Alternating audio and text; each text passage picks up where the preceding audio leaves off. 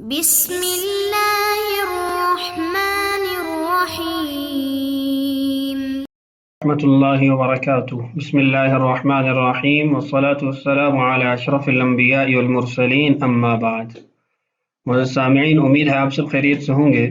آج کی اس ویڈیو کے اندر ہم مبی سے متعلقہ ابحاث شروع کریں گے۔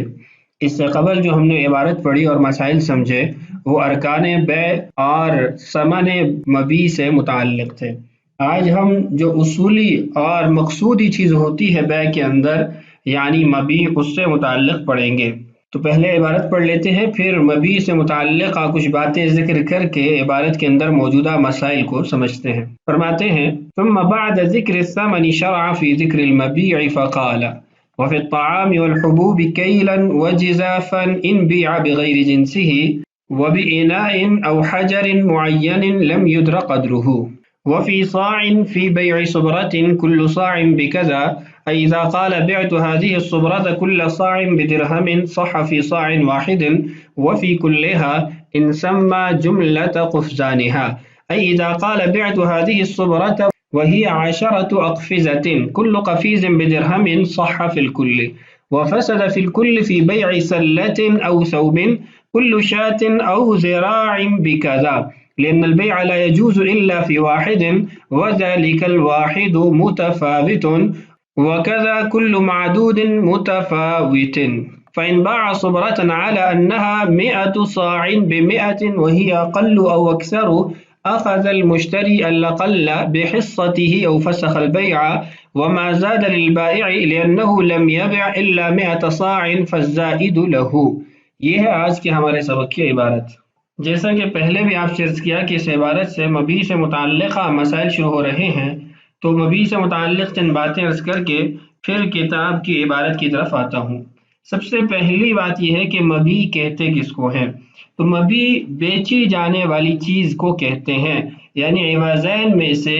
جو ثمن کے مقابلے میں آپ کو چیز ملتی ہے، حاصل ہوتی ہے، اس کو مبی کہا جاتا ہے۔ دوسری بات یہ کہ مبی اور ثمن میں پہچان کیسے ہوگی؟ تو یہ آسان ہے، پچھلی ویڈیو کے اندر آپ کو تفصیل سے بتا دیا ہے کہ ثمن کو پہچاننے کا طریقہ کیا ہے۔ تو جب ثمن کو آپ نے پہچان لیا تو دوسرا عوض وہ بغیر کسی مشکل کے مبی ہی طے ہو جائے گا، مبی ہی مقرر ہو جائے گا۔ تو ان 3 احوال کو آپ سابقہ ویڈیو کے اندر سن سکتے ہیں، جس سے آپ کو مبی کو پہچاننے کا طریقہ معلوم ہو جائے گا۔ اب بات کرتے ہیں کتاب کے اندر جو مسائل مصنف رحمہ اللہ نے ذکر کیے ہیں۔ آج کے ہماری ویڈیو کے اندر جو مسائل آئیں گے ان مسائل کے اندر مبی کے اندر کسی اعتبار سے جہالت پائی جاتی ہے، اس کا مکمل طور پر معلوم نہ ہونا پایا جاتا ہے۔ تو کون سی صورتیں جائز ہوں گی، کون سی ناجائز ہوں گی، یہ مسائل کے اندر بتایا جائے گا۔ عبارت میں جو سب سے پہلا مسئلہ مصنف رحمہ اللہ نے ذکر کیا ہے وہ یہ ہے کہ بعض اوقات بعض مبی ان کو اندازے سے بھی آپ بیچ سکتے ہیں، اگرچہ مکمل طور پر اس کے وزن کا، اس کی مقدار کا علم بھی نہ ہو۔ آپ اشارے سے کہہ سکتے ہیں کہ یہ چیز میں آپ کو اتنے کی بیچتا ہوں۔ مثال کے طور پر آپ نے کسی شخص سے کہا کہ یہ جو گندم کی ڈھیری ہے اس میں سے میں آپ کو 1 بالٹی یا 1 دیگچی جو سامنے موجود ہے، کوئی بھی ایسی چیز، اس کے بقدر گندم بیچتا ہوں 1000 روپے کی۔ آپ کہتے ہیں مجھے قبول ہے۔ اب آپ کو معلوم نہیں کہ اس کے اندر یعنی اس بالٹی کے اندر یا اس دیگچی کے اندر کتنی گندم آئے گی، ایک اعتبار سے جہالت ہے، لیکن آپ کے سامنے برتن موجود ہے، تو اگر آپ اس سے خریدتے ہیں تو یہ جائز ہے۔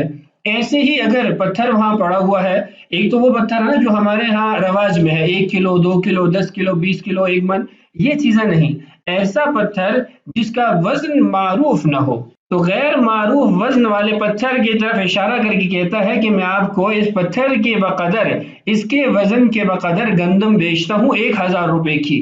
تو یہ بیع درست ہے، لیکن 2 شرائط اس کے اندر پائی جانا ضروری ہیں۔ پہلی جو صورت تھی جس میں برتن کی طرف اس نے یعنی اشارہ کیا، اور دوسری صورت جس کے اندر اس نے وزن کی طرف اشارہ کیا، دونوں صورتوں میں 2 شرائط کا ہونا ضروری ہے۔ پہلی شرط یہ ہے کہ مبی اور ثمن کی جنس ایک نہ ہو۔ مثال کے طور پر اس نے کہا کہ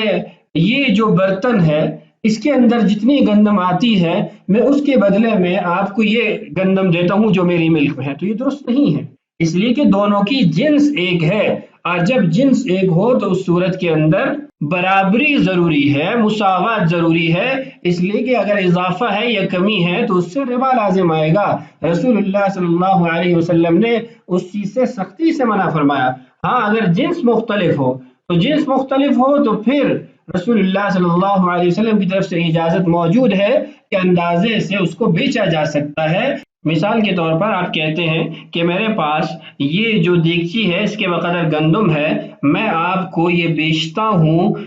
10 کلو چاول کے بدلے میں۔ اب یہ جائز ہے اگر اسی مجلس کے اندر ہو جاتا ہے، یعنی اس کو نقداً معاملے کو نمٹا دیا جاتا ہے، اور اس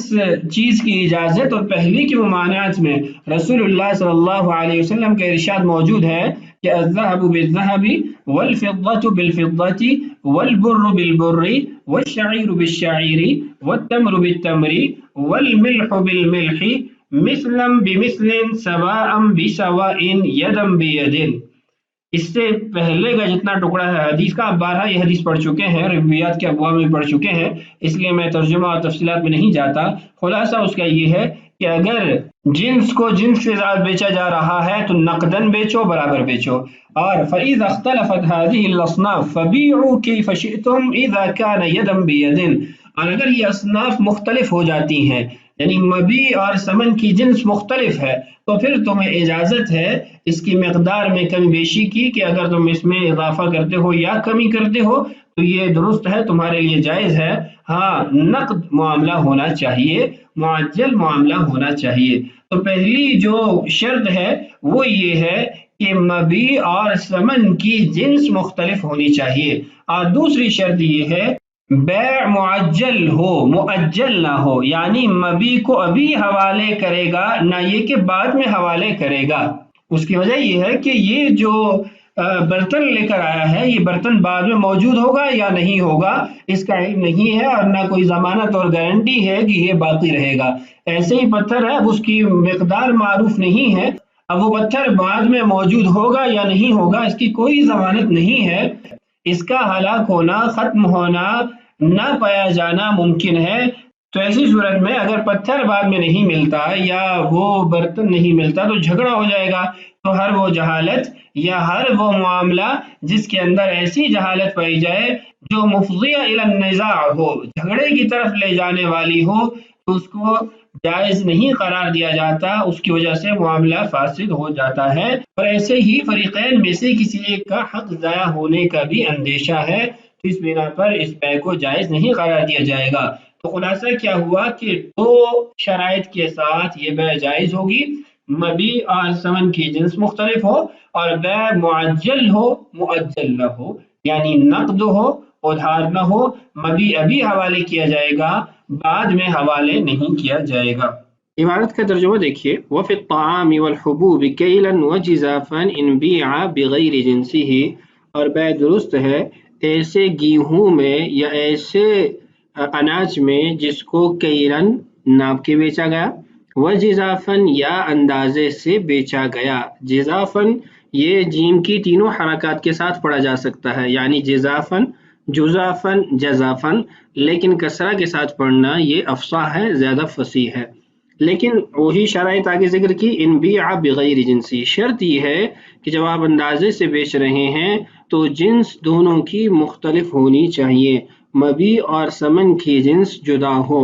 اور آگے جزافن کی تفسیر دیکھیے، وَبِإِنَاءٍ أَوْ حَجَرٍ مُعَيَّنٍ لَمْ يُدْرَ قَدْرُهُ، برتن اور پتھر معین ہے، یہ برتن ہے، اشارہ کیا، سامنے دکھایا، اور پتھر کی طرف اشارہ کیا کہ یہ پتھر ہے۔ پتھر تو متعین ہو گیا، برتن بھی متعین ہو گیا، لیکن لم یدر قدرہ، یہ معلوم نہیں کہ اس برتن میں کتنی گندم آئے گی۔ ایسے ہی اس پتھر کے وزن میں کتنی گندم بنے گی کہ اگر کل یہ پتھر ضائع ہو جاتا ہے تو ہمیں یہ معلوم ہو سکے کہ کتنی گندم دینی ہے۔ تو جب اس کی مقدار معلوم نہیں ہے تو دو شرائط کے ساتھ بیع جائز ہے۔ ایک شرط یہاں پر مذکور ہے، ان بیع بغیر جنسہ، جنس مختلف ہو، اور دوسری شرط آپ کو بتایا کہ بیع معجل ہونی چاہیے، معجل نہ ہو۔ معجل میں آپ بے سلم کو بھی لے سکتے ہیں کہ بے سلم میں قیمت ساری پہلے ادا کی جاتی ہے اور مبی کو بعد میں لیا جاتا ہے، تو مبی میں یہ شرط ہوگا کہ ان یکون قدرہ معلوما، کہ اس کی مقدار معلوم ہونی چاہیے، جبکہ پتھر کے وزن کی مقدار یا برتن کے اندر سمانے والے جو مبی ہے، جو گندم یا دیگر چیزیں ہیں، تو اس کی مقدار معلوم نہیں ہے، تو اس لیے دونوں شرطیں ہونا ضروری ہیں۔ یہ تھا پہلا مسئلہ۔ اب بڑھتے ہیں دوسرے مسئلے کی طرف۔ دوسرے مسئلے کا عنوان یہ ہے کہ اگر مبی کے اندر ایک اعتبار سے جہالت ہو تو اس صورت میں کیا حکم ہوگا؟ اس کے تحت مصنف رحمہ اللہ نے مختلف جزیات ذکر کی ہیں۔ پہلی جزی یہ ہے کہ اگر مثلیات کے اندر ایسی اشیاء جن کا مثل موجود ہے اس میں من وجہ جہالت ہے تو کیا حکم ہوگا؟ اور دوسری جو جزی بیان کی یا مثال بیان کی وہ قیمی اشیاء کی کہ اگر قیمی اشیاء کے اندر کوئی کسی قسم کی جہالت آ جاتی ہے تو اس کا کیا حکم ہوگا۔ عبارت پڑھتے ہیں، پھر اس کے بعد امام صاحب کے مذہب اور صاحبین کے مذہب کی جو دلیل ہے وہ بھی عرض کرتا ہوں، اور اس کے ساتھ جو اصول ہے امام ابو حنیفہ رحمہ اللہ کا اس کو بھی ذکر کر دیتا ہوں۔ عبارت دیکھیے، وفی صاع، اور ایک صاع میں بے درست ہوگی، فی بیع صبرۃ، اس صورت میں جب ایک ڈھیری بیچی، مطلب ایک ڈھیر تھا گندم کا، مطلب ایک ڈھیری تھی گندم کی، کہا یہ ساری ڈھیری اس میں سے ہر صاع آپ کو 1 درہم کے بدلے میں بیچتا ہوں، کل صاع بکذا، اذا قال بعت هذه الصبرہ، یہ ڈھیری آپ کو بیچتا ہوں، کل صاع بدرہم، ہر ایک صاع کی جو قیمت ہے وہ 1 درہم ہے۔ امام ابو حنیفہ رحمہ اللہ کا مذہب یہ ہے، صح فی صاع واحد، ایک صاع کے اندر یہ بے درست ہوگی، بقیہ تمام صاع کے اندر یہ بے درست نہیں ہوگی۔ وفی کلھا، دوسری اسی کی جزی ہے، اور تمام مبی کے اندر بے درست ہو جائے گی، پوری ڈھیری کے اندر بے درست ہو جائے گی۔ وفی کل صبرۃ ان سمى جملۃ قفزانھا، اگر وہ ساتھ یہ بھی بیان کر دیتا ہے کہ اس ڈیری میں اتنے صاع گندم ہے، اذا قال بعت هذه الصبرہ، میں یہ ڈھیری آپ کو بیچتا ہوں، وہی 10 اقفصۃ، اس ڈھیری کے اندر 10 قفیز گندم ہے، چاول ہیں، جو چیز بھی بیچی جا رہی ہے، کل قفیز بدرہم، ہر قفیز 1 درہم کا ہے، صح فی الکلی، تو اس میں بے تمام مبی میں درست ہو جائے گی۔ اب یہاں پر آپ بات کو سمجھیے، بات یہ ہے کہ جو پہلا جملہ ہے کہ میں یہ ڈھیری آپ کو بیچتا ہوں، ہر صاع اس میں سے 1 درہم کا، اس میں ایک اعتبار سے جہالت پائی جا رہی ہے، غیر معلوم ہونا پایا جا رہا ہے، اور وہ یہ ہے کہ اس ڈھیری کے اندر کتنی مقدار یا کتنے صاع گندم ہے۔ تو جب یہ یہاں پر جہالت پائی جا رہی ہے تو امام ابو حنیفہ رحمہ اللہ کا مذہب یہ ہے کہ یہ جہالت مفضیہ الی النزاع ہے، اس لیے 1 صاع کے اندر بے کو درست قرار دیا جائے گا، اس لیے کہ 1 صاع معلوم ہے، بقیہ معلوم نہیں ہے، مجہول ہے، تو اس جہالت کی وجہ سے یہ بے درست نہیں ہوگی۔ لیکن اگر وہ اس جہالت کو دور کر دیتا ہے، مثال کے طور پہ کہتا ہے کہ یہ ڈھیری ہے، اس میں 10 قفیز یا 10 من گندم ہے، اور گندم کا ہر من آپ کو 1000 میں بیچتا ہوں، تو اب اس نے پورے معاملے کو واضح کر دیا، کسی قسم کا ابہام یا غیر معلوم ہونا نہیں پایا جا رہا، تو اس لیے امام صاحب کے نزدیک یہ بے درست ہو جائے گی۔ صاحبین کا مذہب یہ ہے کہ دونوں صورتوں کے اندر، چاہے سما جملۃ قفزانھا، اس نے ڈھیری کی تمام مقدار کو بیان کیا یا نہیں کیا، دونوں صورتوں کے اندر یہ بے درست ہے۔ دلیل یہ دیتے ہیں کہ پہلی صورت میں جو ایک اعتبار سے جہالت پائی جا رہی ہے اس کو وہ اسی موقع پہ ختم کر سکتے ہیں، فَإِزَالَةُ الْجَهَالَةِ بِيَدِهِمَا، اس جہالت کو دور کرنا ان کے لیے ممکن ہے، اسی موقع پر اس کو دور کر لیں۔ جبکہ امام ابو حنیفہ رحمہ اللہ کا اصل اور اصول یہ ہے کہ جب بھی بے کے اندر کوئی ایسا کلمہ بولا جائے جس کلمہ کی انتہا معلوم نہ ہو کہ اس کی مقدار کیا ہے، تو امام صاحب کے نزدیک کم سے کم مقدار پر اس کو درست قرار دیا جاتا ہے، باقی ساری اشیاء میں یا بقیہ سارے حصے میں وہ معاملہ فاسد ہو جاتا ہے۔ کل کلمۃ اضیفت الی ما لا یعلم منتہاہ تتناول ادناہ، کہ اس صورت کے اندر کم سے کم درجے پر اس کو لایا جائے گا۔ امام صاحب نے اس چھوٹی سی جہالت کو بھی معتبر سمجھا ہے، جبکہ صاحبین کے نزدیک اس کا کوئی اعتبار نہیں، وہ اس کو دور کر سکتے ہیں، ختم کر سکتے ہیں۔ یہ تو تھی مثلی اشیاء کے اندر ایک اعتبار سے جہالت۔ اب اگلی جو مثال ہے وہ قیمی اشیاء کی ہے کہ اگر قیمی اشیاء کے اندر جہالت پائی جاتی ہے تو کیا حکم ہوگا۔ فرماتے ہیں وَفَسَدَ فِي الْكُلِّ، اور بیع فاسد ہو جائے گی تمام کے تمام مبی میں، فی بیع سلۃ، جب اس نے ایک ریوڑ بیچا، قطیعۃ غنم، بکریوں کا ایک ریوڑ بیچا،